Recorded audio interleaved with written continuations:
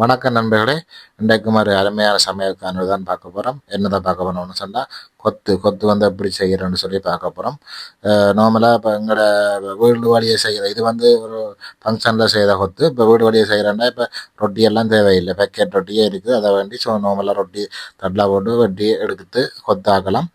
வாங்க வீடியோக்குள்ளே போய் எப்படி கொத்து செய்கிறேன்னு சொல்லி பார்ப்போம். இது வரைக்கும் இந்த சேனலை வந்து சப்ஸ்கிரைப் செய்யாதாக்கள் சப்ஸ்கிரைப் செய்திருக்கேன்னு சொன்னால் இதே மாதிரி நிறைய வீடியோக்களை எங்களால் தர முடியும், நீங்களையும் பார்க்க முடியும். பார்க்க வீடியோக்களை பார்ப்போம்.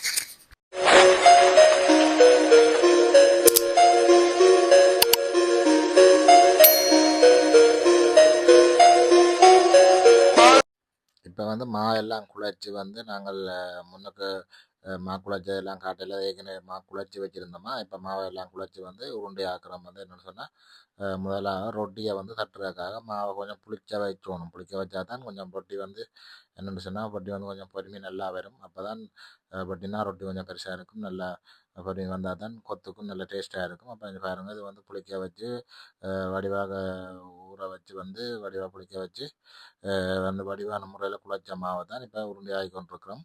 என்னென்னு சொன்னால் உருண்டையாக்கினா தான் ஈஸியாக வந்து இப்போ உருண்டையாக்கினா தான் ஈஸியாக வந்து அதை ரொட்டி அதை தப்பி வந்து இதாக்கி பார்க்கலாம். பாருங்கள், இந்த ரொட்டியை உருவாக்குறதுக்காக வந்து உருண்டையை வந்து பாருங்கள் அப்படியே தப்பி போட்டு ரொட்டியை இப்படி வீச்சு ரொட்டி வீசி எடுக்கணும்.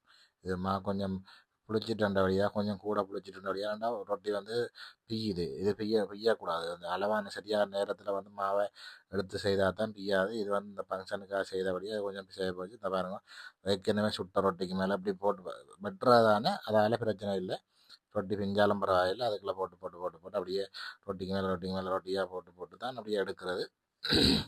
அப்படியே எடுத்து போட்டால் ரொட்டி இப்படியே ஒரு தட்டு ரொட்டியாக வரும்.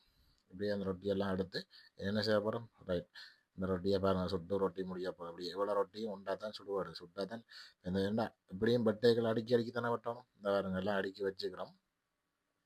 வெட்டுறதுக்காக ரெடி பண்ணி அடுக்கி வச்சுக்கிறோம். இனி இந்த ரொட்டியை வெட்ட போகிறோம். இப்போ என்ன செய்ய போகிறோம், இனி ரொட்டியை வெட்டினா தான் அதுக்கு பிறகு தான் கொத்து மிச்சம் எல்லாம் ஸ்டார்ட் பண்ணால். இப்போ ரொட்டியை செஞ்சு பாருங்க, இப்படி இந்த டிசைனில் தான் ரொட்டியை வெட்டி எடுக்கணும். இப்போ நாங்கள் உண்மையாக ரொட்டி தேவையில்லை எங்களுக்கு. இப்போ எல்லாம் வீடு வழியை செய்கிறேன்னா ரொட்டி தேவையில்லை. 350 ரூபா ஒரு பேக்கெட் ரொட்டி வெட்டின வழியே வருது.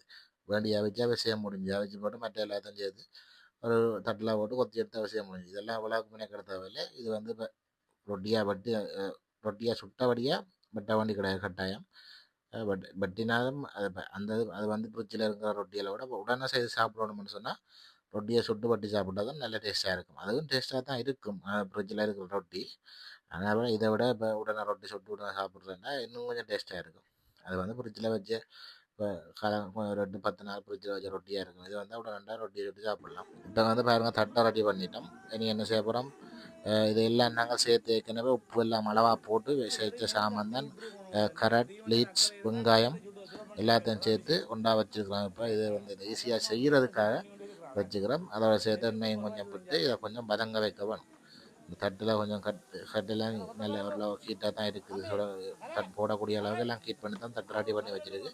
இதில் நாங்கள் ஏற்கனவே உப்பெல்லாம் கலந்து தான் வச்சுக்கிறோம். உண்மையாகவே அது என்னென்னா நாங்கள் வேகமாக செய்து முடிக்கிறதுக்காக இல்லாட்டி ஒன்றா போட்டு ஒன்றா போட்டு கொண்டு இருக்க டைம் ஆகுன்றதுக்காக வெங்காயம், கரட், லீட்ஸ் எல்லாம் சேர்த்த வழியில் உப்பை போட்டு அதுக்கு தேவையான மிளகுத்தூள் அதெல்லாம் போட்டு ரெடி பண்ணி வச்சுருந்தாங்க. அப்போ தட்டில் போட்ட உடனே வந்து இப்போ இலகுவாக ஃபங்க்ஷனுக்கு செய்யணும்னா இப்படி செய்யலாம். பிறந்த நாள் கல்யாணம் ஃபங்க்ஷனுக்கு இப்படி சமைக்கிறேன்னு சொன்னால் இதுகளெல்லாம் சேர்த்து ஒன்றா உப்பு எல்லாம் இதுக்குரிய மசாலாக்கள் எல்லாம் சேர்த்து ஒன்றா போட்டு வச்சுட்டோம்னு சொன்னால் இப்படி இறக்க எண்ணெயை விட்டு போட்டுட்டு இது முடிஞ்சா பிறகு அடுத்து வந்து வரணும். முட்டையும் வந்து உடைச்சு நாங்கள் அப்படி இல்லை, வேகமாக செய்யணுன்றதுக்காக 5-6 முட்டையை உடைச்சி வச்சுக்கிறோம் பாலியில்.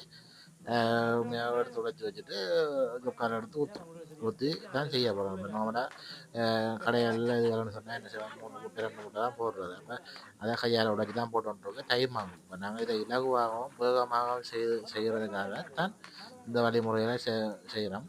இப்போ நீங்களும் ஃபங்க்ஷனுகள் இதுகளில் செய்யணும்னு சொன்னால் இப்படியான இலகு வழிமுறையில் செய்யலாம். இதை வந்து வேகமாக செய்து முடிக்கலாம். இப்போ சமையல் நேரங்களில் ஒரு தட்டை வச்சு சாப்பாடு டைமில் வந்து 50-100 சனம் வந்தால் வந்து வேகமாக இதை கொடுத்து முடிக்கலாது. இப்போ என்ன செய்கிறது, ஒன்றொண்டா போட்டு வெங்காயத்தை தனியாக, ரீச்சை தனியாக, கருத்தை தனியாக ஒன்றொண்டா போட்டு கொண்டு வைக்கலாது. அதுக்கு இந்த உப்பு பார்த்து பழவெல்லாம் பார்த்து போட்டு கொண்டு வைக்கலாது. அதில் இப்படி எல்லாம் போட்டுட்டு இந்த வரங்க முட்டையை முட்டை இப்போ எல்லாம் குறைஞ்சி ஓரளவுக்கு தெரியும் எங்களுக்கு.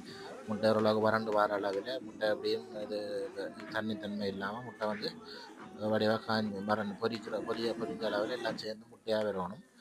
வந்த பிறகு தான் இதுக்கு பிறகு தான் நாங்கள் என்ன செய்வோம், முட்டை இருந்தால் வரங்க முட்டையெல்லாம் வறண்டு சரியாக வந்துட்டுது. வந்த பிறகு என்ன செய்ய போகிறோம், ரொட்டியெல்லாம் வெட்டி வச்சுக்கிறோம். ஏற்கனவே ரொட்டியெல்லாம் வெட்டி ரெடியாக வச்சுருக்கிறோம். இந்த முட்டை கொஞ்சம் நேரத்துக்கு பிறகு சரியாக வந்துடும். முட்டை வரங்க எல்லாம் நல்லா பொரிஞ்ச அளவில் வந்துட்டுது. இதே வந்த பிறகு தான் இனி இப்போ வெட்டி வச்சிருந்த ரொட்டியை வந்து இதோட சேர்க்கணும். இப்போ நாங்கள் இனி என்ன செய்ய போகிறோம், இப்போ ரொட்டி வெட்டி வச்சுக்கிறோம் ரெடியாக. ரைட், இந்த ரொட்டியை ரொட்டியை என்ன செய்ய போகிறோம், திருப்பியும் கொஞ்சம் நேரம் செய்தால் போல் இது கொஞ்சம் நேரம் திருப்பி வறுக்கிறோம். இது வந்து கொஞ்சம் தன்மை இல்லாமபடியாக வறுவடாடி இல்லாட்டி வந்து முத்துக்கள் என்ன செய்யணும்னா முட்டை வந்து வாசம் மணக்கும். முட்டை வந்து வடிவாக வந்து இந்த இதில் பொரிவடாட்டி முட்டை என்ன செய்யணும்னா முட்டை வந்து வாசம் மணக்கும். அதை சில பேர் முட்டை வாசமே சில பேர் பிடிக்காத இருக்கணும்.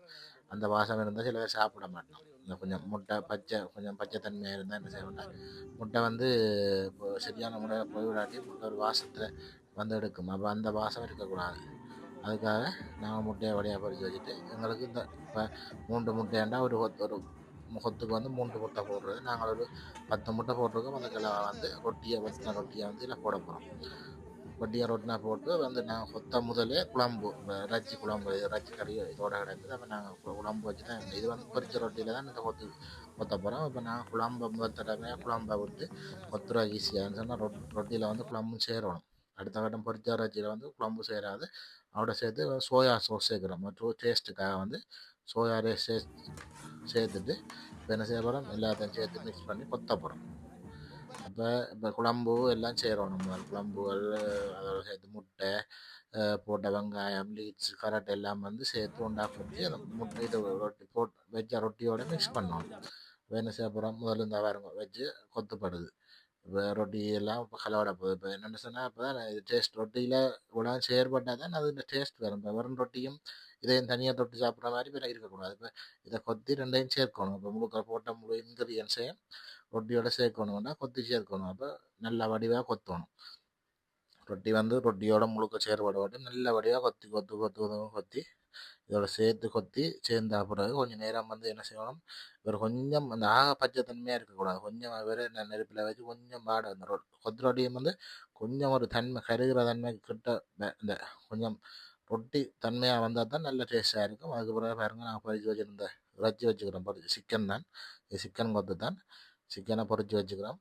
பொரிச்சு வச்ச சிக்கன் வந்து அது எங்களுக்கு அளவுக்கு தான் போடுறது. நாங்கள் இப்போ கணக்காகவும் போடுறதில்லை, எதுவுமே இல்லை. அது தெரியும். ஒரு 5-10 பேர் சாப்பிடணும்னா இவ்வளோ சிக்கன் தான் பொரிச்ச சிக்கன் போடணும்னா போட்டுட்டு வடிவாக பேர்ந்து என்ன செய்ய போகிறோம், எல்லாத்தையும் வடிவாக கலந்து மிக்ஸ் பண்ணி கொத்த போகிறோம்.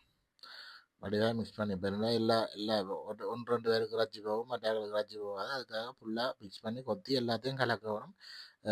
ரொட்டியில் வந்து சமவங்க எல்லா இடத்துக்கும் வந்து இறைச்சி வந்து போகக்கூடிய மாதிரி வடிவாக கொத்தி கலந்து பாருங்க. இப்போ சாப்பிட்றதுக்கு எடுத்துக்கொண்டிருக்கிறோம்.